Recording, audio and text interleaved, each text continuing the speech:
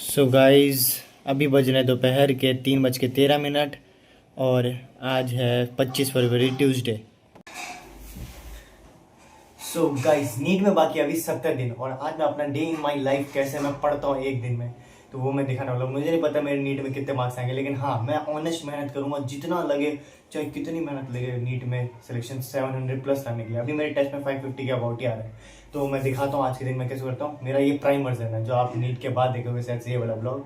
तो देखते हैं a day in my life as a NEET aspirant. So ये थे मेरा आज के टारगेट, जिसमें से मैंने सुबह से पीजीआर तो उसके एनसीईआरटी पढ़ ली थी, उसका वही नोट्स वगैरह पढ़ के उसके पीवाईक्यू तो कर लिए थे। अब मेरे को फोटोसिंथेसिस से स्टार्ट करते हैं, उसके एनसीईआर पढ़ेंगे। मतलब ये बिल्कुल मस्त है, बायो हैक जैसी लगती है कि पूरी एनसीईआरटी को क्वेश्चन के फॉर्म में ये मस्त होता है। तो इसको भी करेंगे एनसीईआरटी पढ़ के। चलो लगते हैं। अभी टाइम कितना हो रहा है? 3 साढ़े 3।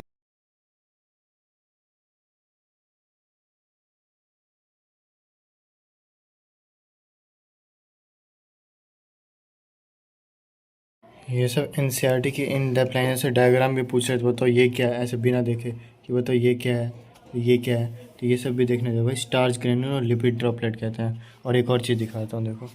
ये भी एक दिन क्वेश्चन आया था, बड़ी मस्त पता रहता है। एक तो ये थी कि क्लोरोफिल ए रिजेंबल करता है एक्शन स्पेक्ट्रम को।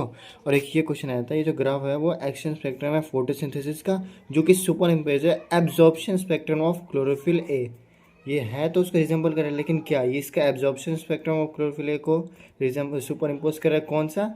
Action spectrum of photosynthesis. और ये सब वही मतलब साइड वाली चीज़ें, ये सब बहुत इंपॉर्टेंट है। एनसीईआरटी पढ़ते टाइम ध्यान देना चाहिए। सो फोटोसिंथेसिस भी मैंने पढ़ लिया और इसकी एनसीईआरटी कर ली और एनसीआर कर लिया। और एनसीआर के अंदर देखो क्या मस्त सवाल मिला, जो अभी मैं बता रहा था ना कि दो एफ में, ये जो एफ क्या है हमारा, जी क्या है, तो एफ वाला वही स्टार्च वाला था। और ये जो लिपिड ड्रॉपलेट जो फैट स्टोर करे, यानी स्टोर फैट और कार्बोहाइड्रेट, इसका आंसर है। और देखो ए आई टी एस था ना अभी दिया था, उसमें 537 आया था, फुल 11 वाला दिया था। और मैं प्लांट फिजियो कर क्यों रहा हूँ? देखो मेरा प्लांट फिजियो कितने सर सवाल हो, ये भी प्लांट फिजियो का था, ये भी प्लांट फिजियो का था। तो इसलिए मैं सोच रहा हूँ प्लांट फिजियो खत्म करते हैं। इतना हो तो अब जल्दी से रेस्पिरेशन पे चलते हैं, उसके बाद दवाई। ठीक है, रेस्पिरेशन। चलो स्टार्ट करते हैं रेस्पिरेशन। फोटोसिंथेसिस में मैंने बहुत ज़्यादा टाइम लगा दिया, इसलिए हल्का मैं इसमें स्मार्ट तरीके से चलूँगा, पीछे से स्टार्ट करूँ, क्योंकि स्टार्टिंग में जो इंट्रोडक्शन वाला पार्ट होता है उसी में हम ज़्यादा टाइम लगा देते हैं, जिस वजह से हमारा मेन पार्ट में ज़्यादा स्पीड बढ़ नहीं पाती। स्पीड में करेंगे। मैंने 25 मिनट का टाइमर लगा दिया, 25 मिनट करेंगे रेस्पिरेशन क्वेश्चन, क्रैप साइकिल वगैरह, और पीछे से ग्लाइकोलिसिस करके इसको निपटाएंगे। ठीक है, मिलते हैं।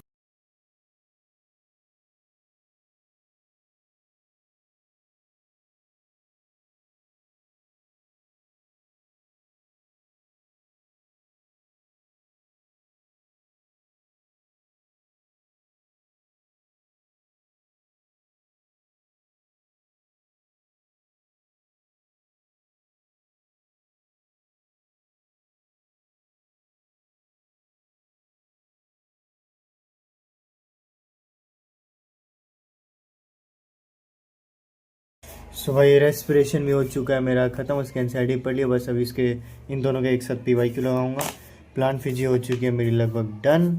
उसके बाद तो यूबीटी, मतलब इतना सब पक्का करने के बाद फिर देंगे यूबीटी वाला एक टेस्ट मैंने ले रखा है। इसमें प्लांट फिजियो के तीनों टॉपिक मस्त, 200 सवाल है, उसको प्रैक्टिस करना है एकदम मस्त। क्या बढ़िया बढ़िया सवाल है, मज़ा आने वाला है, इसे एकदम तबाही मचा के करेंगे। और ये देखो मैं, हाँ ये ओ एम आर 200 क्वेश्चन वाले, 180 वाली अभी अपडेट है ना, 180 वाला तो 200 एम आर 3 घंटे करना पड़ता है। तो मैं टाइमर लगा के कोशिश करूँगा जल्द से जल्द ऐसे अब सारे टेस्ट दूंगा। अभी इस पे नहीं दूंगा, अभी जो पुराने मेरे पे 200 वाले एम आर भी बचे हैं, तो उस पर प्रैक्टिस करते हैं, अपनी स्पीड बढ़ाएंगे, एकदम तबाही मचा देने है गाइज।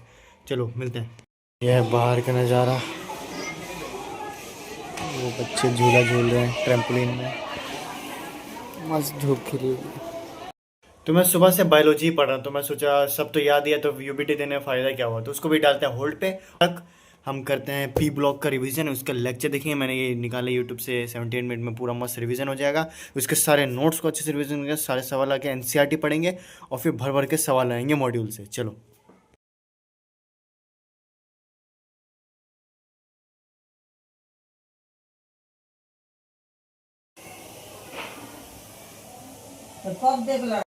तो अभी पापा कुछ खाने लेके आ गए थे, ब्रेड पकौड़ा, तो वही खाने लग गया था। तो उसके बाद फिर टहलते टहलते मैंने PYQ भी कर डाले हैं उसका, वही फोटोसिंथेसिस का PYQ लिया, तो उसमें ये सवाल फंसा था, आप भी देख ही लो। PS2 है, मतलब ये मेरे को पाथ में NCERT में है नहीं तो आएगा नहीं, लेकिन इस पर सवाल था नीट 2020 का कि PS2 से फीओफाइटिन में था, फीओफाइटिन था प्लास्टोक्विनोन से साइटोक्रोम B6 कॉम्प्लेक्स, फिर उसके बाद प्लास्टोसाइनिन से होते हुए PS1 पे चले जाए, फिर PS1 से फेरिडोक्सिन, फिर NADP पॉजिटिव, ये था। चलो कोई ना, फिर दोबारा आप कंटिन्यू करते हैं अपना।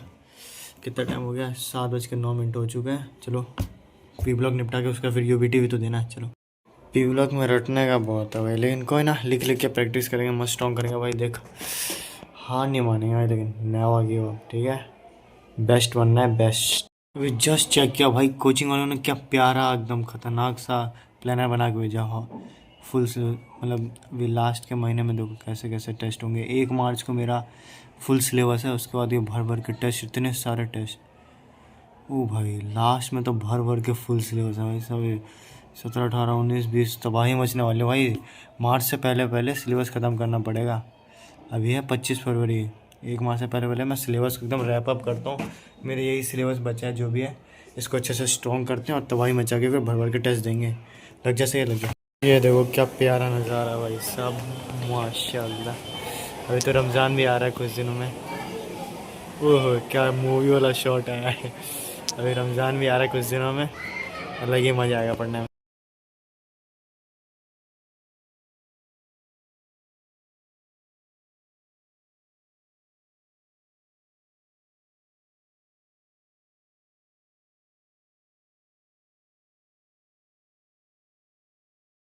तो पी ब्लॉक का मैंने लेक्चर 4 तक नोट्स कर लिया, बहुत ज़्यादा कंटेंट था, उसको लिख लिख के प्रैक्टिस किया। अभी बज गए 9:32। तो अभी सोच रहा हूँ ग्रुप 13 की NCERT एकदम अच्छे से पढ़ लेते हैं। NCERT पढ़ने के बाद आगे देखते हैं क्या करना है। सो पी ब्लॉक की मैंने 85% ख़त्म कर लिया। अभी बीच में मैं खाना खाने लग गया तो इसलिए वक्त ज़्यादा लग गया। नोट्स कर लिया NCERT, मतलब जितना 85% लगभग हो चुका, बस सवाल लगा के थोड़े शॉर्ट नोट्स एकदम रेडी करना है। रात के 11:47 हो चुके हैं। अब भाई हालत ऐसे हो चुकी है, अब लग रहा है कि अब करने मन नहीं कर रहा, लेकिन यही तो है भाई डिसिप्लिन। 70 दिन बाकी है, ऐसे पागल जैसा भी मेहनत करना पूरी दुनिया से। सोने बिस्तर रेडी है, मन करेगा सो जाए एकदम कमल में घुस के, ले नहीं, दुनिया सो रही है लेकिन हमें ऐसे पागल की तरह मेहनत करना। यही तो डिसिप्लिन है यार, कि discipline is doing what you hate to do but doing it like you are loving it. तो ऐसे मेहनत करेंगे, यही तो मेहनत उस दिन रंग लाएगी, सिलेक्शन हो जाएगा। तो लगता है अभी तुम्हें एक वीडियो दिखाता हूँ, चलो इसी जोश के साथ लग जाओ। अब करते हैं UBT देने चलते हैं। 1 घंटे 10 मिनट का टाइमर लगाते हैं। ये अपना पेपर है अपना मस्त, ये हमारा अब लगाते हैं, पेपर देते हैं, अब देखते हैं कितने क्वेश्चन सही होते हैं। Let's start.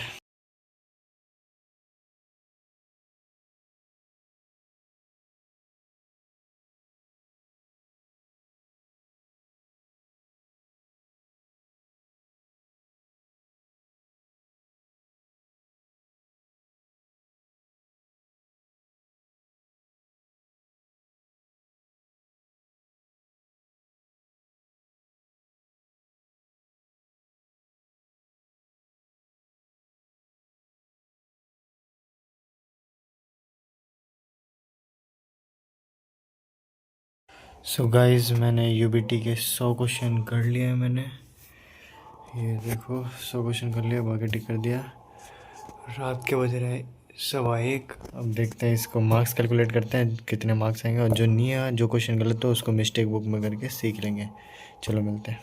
सो कर लिया मैंने मार्क्स कैलकुलेट, 341 आया, मतलब 100 क्वेश्चन में से मेरे वही 89 सही हुए थे, मतलब 88 सही हुए थे, जिसमें से 11 इनकरेक्ट और एक नॉट अटैम्प्ट है, मतलब मैंने अटैम्प्ट नहीं किया था। ठीक है, उसका एनालिसिस भी कर लिया, बढ़िया बढ़िया क्वेश्चन मिल गए। कि जैसे कि ये था एम्ब्रो डेवलपमेंट क्या ज्योमेट्रिक अरिथमेटिक दोनों शो करता है, सबसे ज़्यादा ग्रेटेस्ट नंबर ऑफ ATP किसमें ETS में होता है, ये सारा कौन सा एक्सोजिनस कौन सा एंडोजिनस होता है, ये भी एक सवाल नहीं बना था मेरे से। ऑक्सीजन लिमिटिंग फैक्टर नहीं होता है, डार्क रिएक्शन मोर टेम्परेचर सेंसिटिव होता है, ये था। और एक ये बढ़िया सवाल था कि सीथी प्लांट्स के कंपैरिजन में कितने एडिशनल ATP लगते हैं इन ग्लूकोज मॉलिक्यूल फॉर्मेशन इन मेज। मेज से पता लग रहा है, मेज सोरगम शुगर के, ये C4 प्लांट है, तो C4 प्लांट में तो पता होगा 30 ATP बनते थे, जिसमें से 18 तो वही C3 के होते थे जो नीचे बंडल शीट सेल में होता है, और जो 12 तो मतलब कितने एक्स्ट्रा लगे इसके कंपेरिजन में, 12, तो इसका आंसर 12 था। ये बढ़िया क्वेश्चन था। ये देखो कितना टाइम हो गया, रात के लगभग 2 बजने वाले। और थक तो गया हूँ, लेकिन अभी भी नहीं हार मानना, क्योंकि कहते हैं ना, there is always someone crazier than you. अभी भी रात में कोई पढ़ रहा होगा, तो वाई नॉट मी। देखते हैं और कितना पढ़ पाते हैं। टारगेट ये भी हो चुका है लगभग। अब देखते हैं, ऑर्गेनिक मैंने छुई नहीं, देखते हैं कितना कर पाते हैं। थोड़ी बहुत ऑर्गेनिक भी पढ़ते हैं, चल से लग जा। सो मैंने ये शॉर्ट नोट्स बनाए थे हाइड्रोकार्बन के पिछले साल, अब ये काम आएंगे। ये जितने भी पेज हैं सबको शॉर्ट नोट से रिविजन मार के फिर एनसीईआरटी पढ़ लेंगे हाइड्रोकार्बन के जितनी हो सके। हो, अब देखते हैं कितना हो पाता है।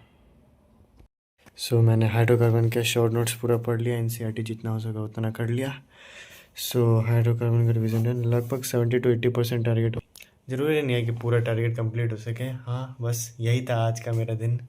हाँ, हर दिन एक ऐसा नहीं जाएगा यार, अप्स एंड डाउन्स तो आते रहता है। बस मेन ये है, हमें आगे बढ़ते रहना है। मिलते हैं अगले एपिसोड में, बाय बाय।